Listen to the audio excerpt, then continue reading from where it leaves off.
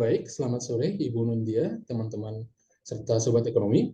Pada sore hari ini, kita akan membahas tentang pilihan-pilihan dari perusahaan yang biasa digunakan dalam mempertahankan posisi strategis mereka. Namun, pada bahasan kali ini, kita hanya berfokus pada membahas salah satu strategi yang biasa digunakan, yakni Focus Differentiation Strategy.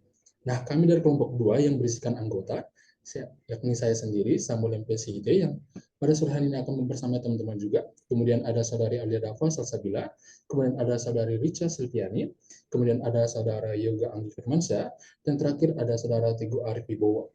Pada sore hari ini, kita akan membahas 5 bahasan tentang seputar Focus Differentiation Strategy, yakni yang pertama tentang pendahuluan, kita akan membahas tentang pengertian, kemudian apa saja fundamentalnya, kemudian kita akan memasuki pembahasan tentang salah satu perusahaan yang menerapkan strategi ini. Kemudian nanti kita akan membahas tentang komponen utama, serta alasan mengapa perusahaan ini dikatakan sebagai perusahaan yang menggunakan strategi focus differentiation.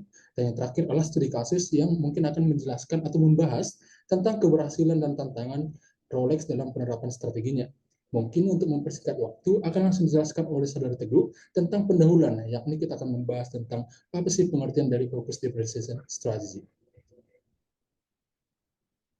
Baik, terima kasih Mas Samuel. Baik, yang pertama ini adalah pengertian fokus differentiation strategi. Nah, definisi dari strategi terfokus ini adalah pendekatan bisnis di mana perusahaan mengembangkan produk atau layanan yang unik dan berbeda dari pesaing. Ya, tujuannya ini mempersempit segmen pasar yang untuk lebih spesifik. Ya, tujuannya ini menciptakan nilai tambah diakui oleh konsumen yang segmennya dipersempit tadi dan meningkatkan loyalitas dan memungkinkan perusahaan untuk menetapkan harga yang lebih tinggi. Nah, keunggulan dari strategi diferensiasi yang terfokus ini, yang pertama itu mengurangi pesaing, yang kedua meningkatkan loyalitas, ketiga kemampuan untuk menetapkan harga premium, keempat peningkatan citra merek, dan kelima penggunaan sumber daya yang lebih efisien. Nah, dari banyaknya perusahaan yang menetapkan strategi diferensiasi terfokus ini, Rolex adalah salah satu perusahaan yang menetapkan strategi diferensiasi terfokus ini. Ya, untuk lebih lanjutnya akan disampaikan oleh Mas Samuel. Terima kasih. Baik, terima kasih. Memang sangat benar apa yang disampaikan oleh Saudara Teguh. Salah satu perusahaan dari sekian banyak perusahaan yang menerapkan strategi focus differentiation adalah perusahaan Rolex. Mungkin teman-teman atau Bu India sudah tahu dari perusahaan ini, yakni perusahaan Rolex adalah perusahaan yang berkecimpung di dunia jam tangan. Namun ada satu yang unik karena memang segmen serta target pasar mereka yang sangat terfokus. Nah, untuk lebih detailnya mungkin boleh next slide. Sebelum memasuki, alangkah baiknya kita memahami secara singkat tentang sejarah dari Rolex itu sendiri. Baik, di yang ada di slide, ini ada pada tahun 1905. Pertama kali, Rolex itu diciptakan oleh Hans Wilsdorf dan Alfred Davis dengan mendirikan perusahaan jam tangan di London dengan nama Wilsdorf and Davis. Nah, jadi sebelum namanya jadi Rolex, pertama nama dari perusahaan ini adalah Wilsdorf and Davis. Yang kemudian pada tahun 1908, namanya diubah menjadi Rolex. Mereka mengumpul gerakan jam tangan ke Swiss dan memasangnya ke dalam casing buatan Inggris. Kemudian pada tahun 1910, Rolex berpindah ke Swiss dengan memulai periode ekspansi dan pertumbuhan yang cepat. Perusahaan ini membuka fasilitas manufaktur yang baru yang memungkinkan mereka untuk meningkatkan kualitas dan produksi jam tangan mereka. Kemudian setelah beberapa dekade, pada lanjut tahun 1953, Rolex memperkenalkan model Submariner mereka. Nah, ini merupakan salah satu mungkin milestone ataupun salah satu buat loncatan dari Rolex, di mana ini merupakan salah satu titik mereka menjadi sangat terkenal hingga pada saat ini. Karena jam tangan ini digunakan untuk penyelam ikonik yang tahan dalam kedalaman tertentu ketika berenang atau menyelam. Submariner ini dirancang khusus untuk memenuhi kebutuhan penyelam profesional dan menjadi salah satu model yang paling terkenal dalam sejarah Rolex. Benar, makanya dari pada tahun 1953, Rolex mulai dikenal oleh banyak kalangan, salah satunya juga di kalangan para penggiat olahraga, dan menjadi merambat ke kalangan-kalangan orang kaya. Kemudian pada tahun 1980-an, Rolex semakin dikenal sebagai simbol kesuksesan dan pencapaian, menjadi pilihan para profesional dan selebriti. Nah, profesional ini kembali lagi tadi pada konteksnya adalah olahragawan. Nah, jam tangan Rolex ini mulai sering terlihat di pergelangan tangan tokoh-tokoh terkenal, memperkuat citra merek mereka sebagai lambang dari status. Dan pada tahun 2000, Rolex memperkenalkan Calibre 4130, mesin jam chronograph yang sepenuhnya dikembangkan dan diproduksi in-house. Inovasi ini menegaskan komitmen Rolex terhadap keahlian teknis dan kualitas tinggi dalam pembuatan jam tangan. Jadi teman-teman, dari beberapa mungkin timeline sebelumnya itu dijelaskan bahwa Rolex memang berfokus untuk dari awal itu untuk menargetkan beberapa segmen, dan segmen mereka ini ditargetkan melalui citra dari para profesional dan selebriti yang mungkin memiliki awareness yang tinggi atau memiliki kekuatan yang tinggi di beberapa segmen tertentu. Nah, hingga pada saat ini Rolex menjadi luxury watch segment leader. Mereka menjadi pemimpin dari salah satu segmen, yakni segmen jam tangan. Tentu keberhasilan mereka sebagai salah satu perusahaan yang melakukan differentiation strategy itu bukan karena sejarah saja, tapi tentang visi dan misi. Saya mengutip dari beberapa informasi yang langsung disediakan pada website Rolex. Mereka memiliki visi misi yang menurut saya itu memang sangat terfokus dan tersegmen, yakni yang pertama tentang visi, to continue the long tradition of excellence that the Rolex name represents.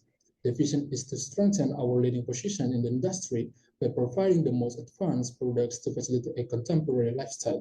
Nah, apabila dibahasakan bahwa visi dari Rolex ini adalah untuk melanjutkan tradisi panjang keunggulan yang diwakili oleh nama Rolex, memperkuat posisi terdepan Rolex di industri dengan menyediakan produk paling canggih untuk memfasilitasi gaya hidup kontemporer. Nah, pada visi ini dapat kita lihat bahwa Rolex benar-benar sangat terfokus pada satu segmen atau pada satu bidang, yakni gaya hidup kontemporer.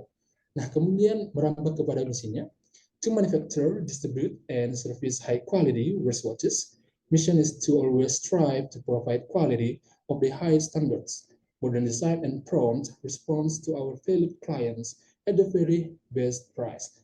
Nah, apabila diterjemahkan, untuk memproduksi, mendistribusikan, dan melayani jam tangan berkualitas tinggi, selalu berusaha untuk memberikan kualitas standar tertinggi, desain modern, dan respon yang cepat kepada klien, dihargai dengan harga yang terbaik.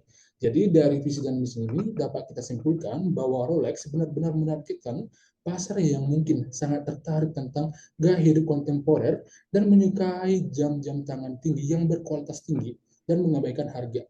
Jadi mereka memang sudah dari awal dari visi misi mereka berfokus untuk menargetkan pasar yang mungkin suka dengan gaya hidup kontemporer dan menyukai jam tangan yang berkualitas tinggi. Next slide.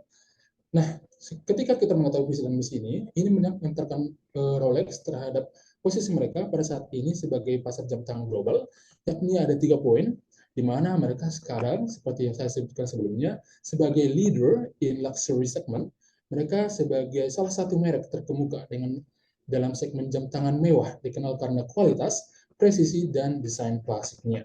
Jadi tidak hanya sebagai leader, mereka juga benar-benar menunjukkan bahwa sebagai pemimpin pasar, mereka menyediakan jam tangan mewah, dengan kualitas serta desain mereka yang tentu sangat klasik. Jadi mereka tidak menargetkan pasar yang terlalu banyak, tapi mereka menargetkan fokus pada satu pasar yang tertentu, namun memiliki potensi yang sangat luar biasa. Kemudian sebagai innovative company, tentu sebagai leader, mereka juga harus selalu beradaptasi, selalu melakukan inovasi. Rolex terus memperkenalkan inovasi dan fitur baru, seperti jam tangan air pertama dan jam tangan otomatis dengan tanggal otomatis, serta mempertahankan keunggulan teknologi. Tidak heran bahwa Rolex mungkin dapat dikatakan sebagai rujukan juga bagi perusahaan-perusahaan pesaing dalam memproduksi jam tangan mereka. Seperti mungkin dalam kasus apabila Rolex ingin memproduksi suatu jam tangan dengan fitur terbaru, tidak heran bahwa perusahaan-perusahaan lain yang mungkin sebagai pesaing akan mengikuti inovasi ini. Kemudian yang terakhir adalah exclusive values.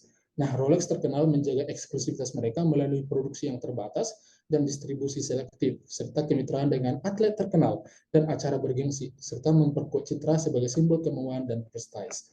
Nah, teman-teman, dari sini sangat jelas bahwa mengapa perusahaan Rolex itu dapat dikategorikan sebagai menerapkan fokus differentiation strategy, karena memang mereka itu membatasi produksi serta mereka melakukan distribusi itu secara selektif, dan mereka menargetkan pasar-pasar yang mungkin kepada orang-orang kelas atas, bukan menengah ke atas, tapi memang benar-benar masyarakat atau kalangan konsumen kelas atas. Nah, mungkin itu yang bisa saya sampaikan tentang mungkin dari sejarah, kemudian visi misi serta posisi Rolex dalam pasar jam tangan global.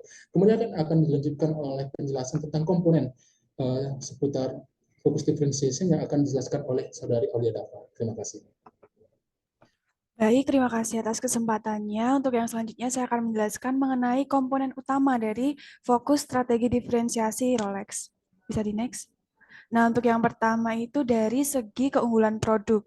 Jadi, Rolex itu dikenal karena memiliki presisi dan keakuratan yang tinggi dalam setiap jam tangan yang mereka produksi.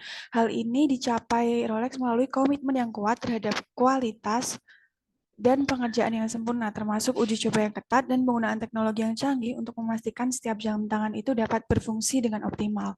Kemudian dari segi bahan yang berkualitas tinggi. Jadi jam tangan Rolex ini dibuat dari bahan-bahan terbaik seperti baja oyster steel, emas 18 karat, dan platinum. Jadi kombinasi bahan-bahan yang berkualitas tinggi, kemudian pengerjaan jam tangan yang cermat, memastikan produk akhir yang tidak hanya tahan lama, tetapi juga elegan serta mewah. Kemudian dari segi teknologi dan inovasi. Jadi Rolex itu terus berinvestasi pada teknologi terbaru dan inovasi untuk mempertahankan posisinya di garis terdepan industri jam tangan mewah. Misalnya, Rolex itu terus mengembangkan dan mematenkan berbagai mekanisme jam tangan yang inovatif. Kemudian, Rolex itu juga fokus pada komitmen perbaikan secara terus-menerus, berfokus pada inovasi berkelanjutan, dan perbaikan produk untuk memastikan bahwa setiap model jam tangan itu lebih baik dari pendahulunya. Hal ini termasuk peningkatan pada mekanisme internal, material, dan secara keseluruhan dari jam tangan tersebut. Kemudian yang ketiga dari segi desain yang eksklusif. Jadi Rolex itu memberikan desain jam tangan yang menghindari tren yang hanya sesaat dan fokus pada gaya yang klasik dan abadi. Nah, desain ini itu memberikan daya tarik jangka panjang, membuat jam tangan Rolex tetap relevan dan diidamkan sepanjang masa. Kemudian, desain yang elegan dan timeless ini juga berkontribusi pada nilai investasi jam tangan Rolex, di mana banyak model itu tidak hanya mempertahankan nilai, tetapi juga meningkatkannya seiring waktu. Bisa di next? Kemudian dari segi produksi yang terbatas. Jadi Rolex ini menerapkan strategi produksi terbatas yang berarti bahwa sejumlah kecil jam tangan itu yang diproduksi setiap tahunnya. Nah, kelangkaan dalam produksi ini sekian menambah eksklusivitas dan daya tarik dari produk jam tangan Rolex itu sendiri. Kemudian Rolex itu juga termasuk sebagai barang yang dicari kolektor karena produksinya yang terbatas itu banyak model Rolex itu menjadi barang yang sangat dicari nih oleh kolektor dan penggemar sehingga mereka itu seringkali rela membayar lebih mahal untuk mendapatkannya. Kemudian dari segi warisan dan reputasi Rolex ini memiliki warisan yang kuat. Jadi sejak didirikannya, Rolex itu telah membangun warisan yang kuat sebagai pemimpin dalam industri jam tangan mewah. Reputasi ini juga didukung oleh berbagai inovasi dan pencapaian seperti menjadi jam tangan pertama yang dapat menyelam dalam kedalaman tertentu atau melintasi puncak Gunung Everest. Kemudian dari segi asosiasi dengan prestige, jadi nama Rolex ini cenderung identik dengan prestige keunggulan, komitmen terhadap kualitas tinggi yang membuatnya itu menjadi pilihan utama bagi banyak individu. Kemudian dari segi budaya dan komunitas, jadi Rolex itu telah menjadi bagian dari percakapan budaya global seiring diasosiasikan dengan prestasi besar, kesuksesan, dan dedikasi pada keunggulan. Hal ini termasuk pada asosiasi dengan olahraga bergengsi, film, dan tokoh terkenal. Kemudian komunitas penggemar yang loyal dari Rolex ini juga senantiasa setia berkontribusi pada aura eksklusivitas dan prestis dari merek Rolex ini. Kemudian penggemar itu juga seringkali berbagi cerita mengenai pengalaman tentang jam tangan mereka, juga menambah nilai emosional dan sosial dari kepemilikan Rolex. Nah, selanjutnya terkait dengan ada beberapa alasan mengapa Rolex ini dikatakan menerapkan fokus differentiation strategi yang akan dijelaskan oleh Saudara Yoga, dipersilakan. Baik, terima kasih atas kesempatannya. Jadi Rolex ini memang dikenal sebagai salah satu merek jam tangan yang paling prestisius di dunia. Jadi posisi ini eh, didasari dengan diraihnya melalui penerapan strategi diferensiasi fokus yang terarah dan konsisten. Berikut ini saya akan menjelaskan beberapa alasan mengapa Rolex dikatakan menerapkan fokus differentiation strategi yang bagus. Yaitu yang pertama segmenting konsumen.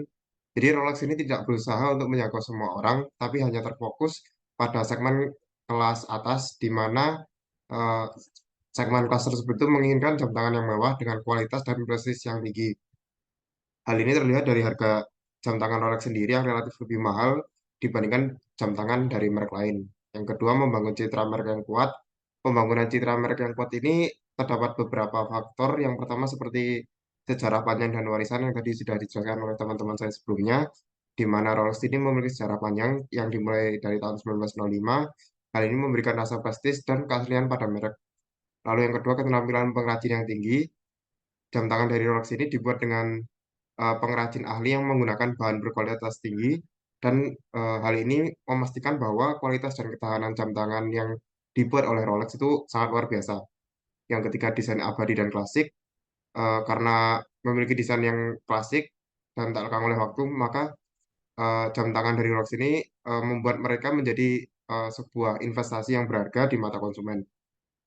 Lalu yang terakhir, asosiasi dengan kemewahan dan keberhasilan. Jadi Rolex ini sering dikaitkan dengan kemewahan, kesuksesan, dan status sosial yang tinggi. Dan ini membuat mereka menjadi produk yang diinginkan dan digemari banyak orang.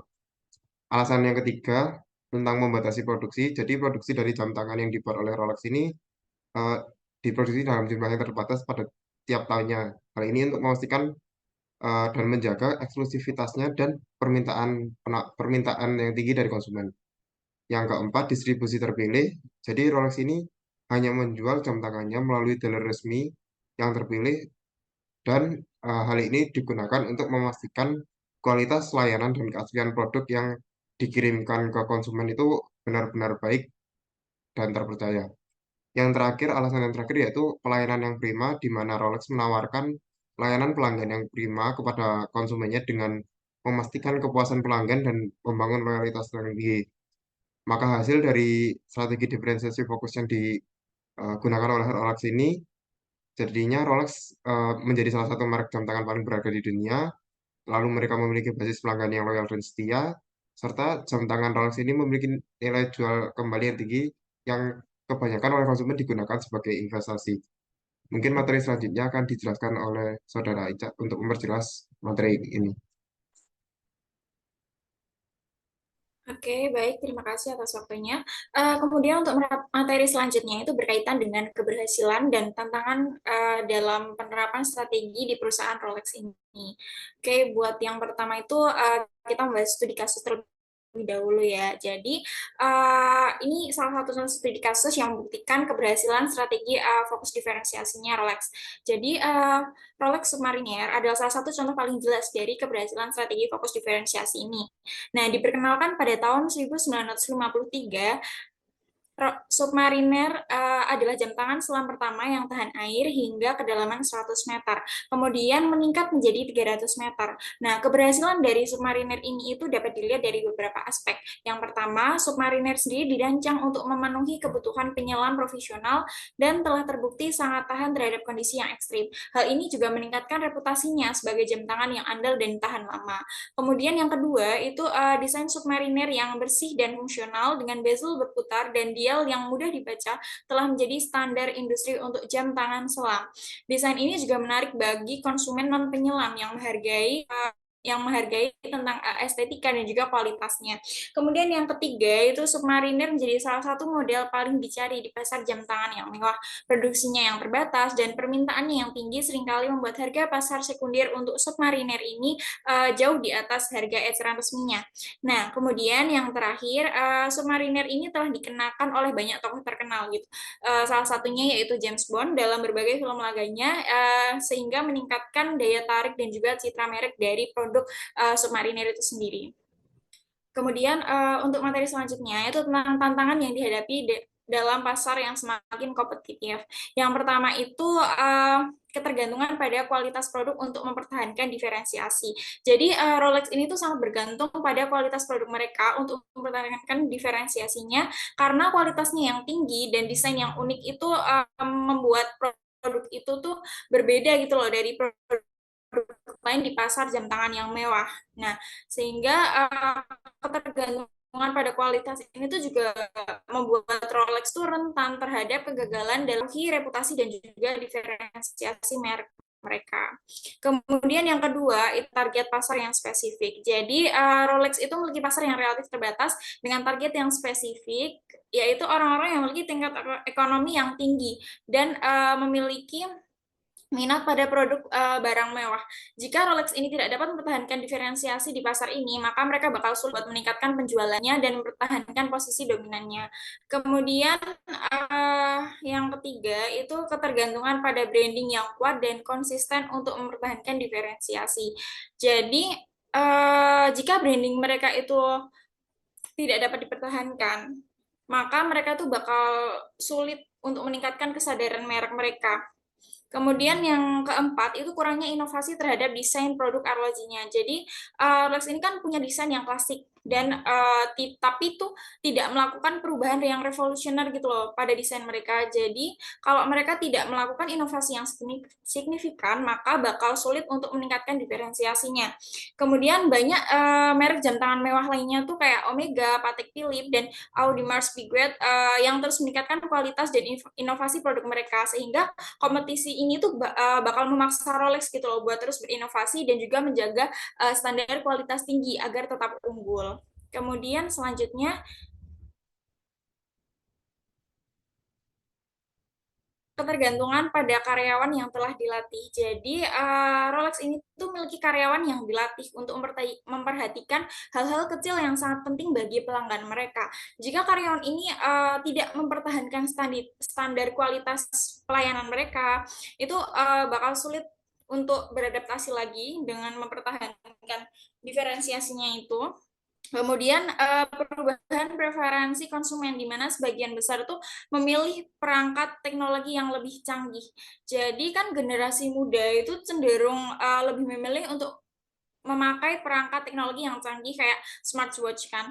Nah, dengan meningkatnya popularitas smartwatch ini itu dari merek kayak Apple atau Samsung itu, Rolex harus lagi untuk menemukan cara agar produk mereka itu tetap relevan di kalangan konsumen yang lebih muda. Baik, mohon maaf ya karena ada gangguan sinyal, saya lanjutkan kembali. Nah, kemudian tadi terakhir berkaitan dengan ketergantungan pada karyawan. Jadi Rolex ini tuh, tentang perubahan preferensi konsumen. Nah, generasi muda kan cenderung lebih memiliki perangkat teknologi yang canggih ya, kayak smartwatch. Nah, dengan meningkatnya popularitas smartwatch ini dari merek kayak Apple, Samsung, Rolex tuh harus berkembang lagi untuk menemukan cara yang tetap relevan di kalangan konsumen yang lebih muda tanpa mengorbankan identitas merek mewah mereka. Nah, kemudian yang selanjutnya itu faktor eksternal seperti fluktuasi ekonomi, perubahan regulasi, dan juga isu lingkungan. Nah, faktor-faktor eksternal seperti itu tuh dapat berpengaruh pada operasinya Rolex. Sebagai contohnya nih, misal ada perubahan regulasi tentang material yang digunakan dalam pembuatan jam tangan atau perubahan preferensi konsumen terhadap produk yang lebih ramah lingkungan. Nah, ini tuh dapat mempengaruhi strategi bisnisnya Rolex. Kemudian untuk yang terakhir itu perlunya digitalisasi dan juga e-commerce. Jadi meskipun Rolex itu dikenal dengan pengalaman belanja butik yang eksklusif, mereka tuh perlu beradaptasi dengan tren e-commerce tanpa mengurangi pengalaman premium yang diharapkan oleh pelanggan. Jadi membangun kehadiran digital yang kuat dan integrasi teknologi dalam pemasaran dan penjualan itu juga salah satu tantangan yang penting gitu. Kemudian selanjutnya berkaitan dengan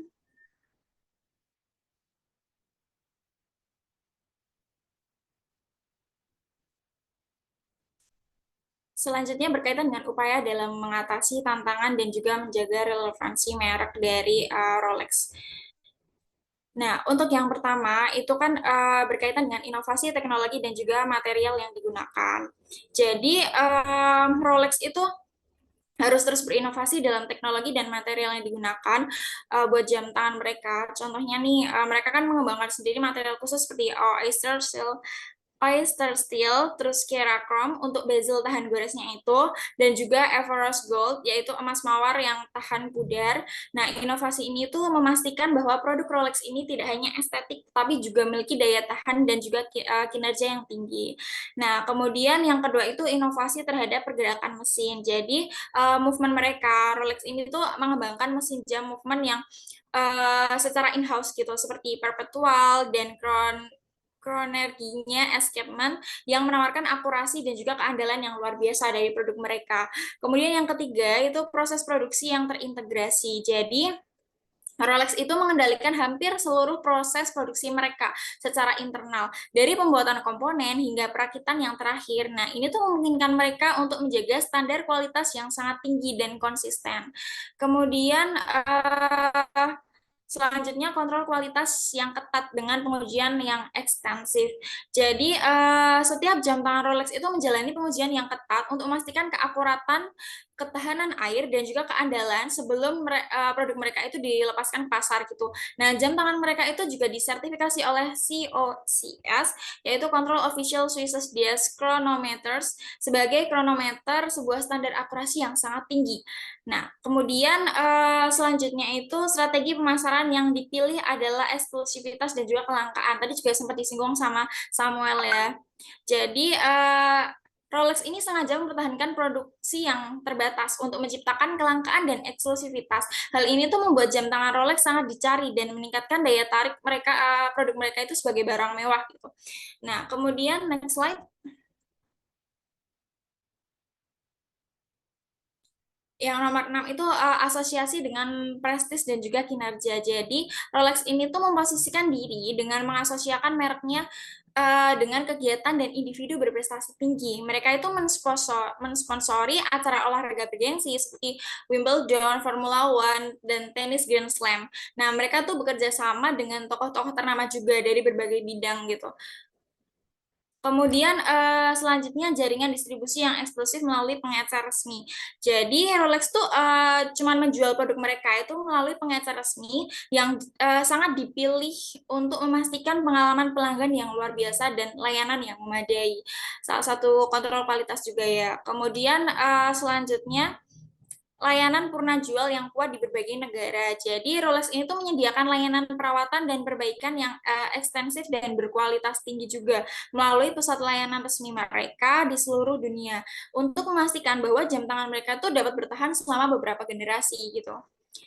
Kemudian nomor 9 yaitu desain yang ikonik dan juga klasik. Jadi Rolex ini tuh mempertahankan desain-desain klasik mereka yang telah terbukti sukses seperti Submariner, Daytona, dan Datejust. Dan desain-desain itu tetap relevan dan dicintai oleh kolektor serta pengguna biasa. Dan yang terakhir itu komitmen terhadap tradisi dan juga warisan. Jadi Rolex tuh seringkali mengangkat sejarah dan warisan mereka dalam pemasaran untuk menekankan nilai-nilai tradisional dan keahlian yang telah dibangun selama lebih dari 1 abad. Mungkin itu saja materi terkait dengan tantangan dan juga upaya dari Rolex.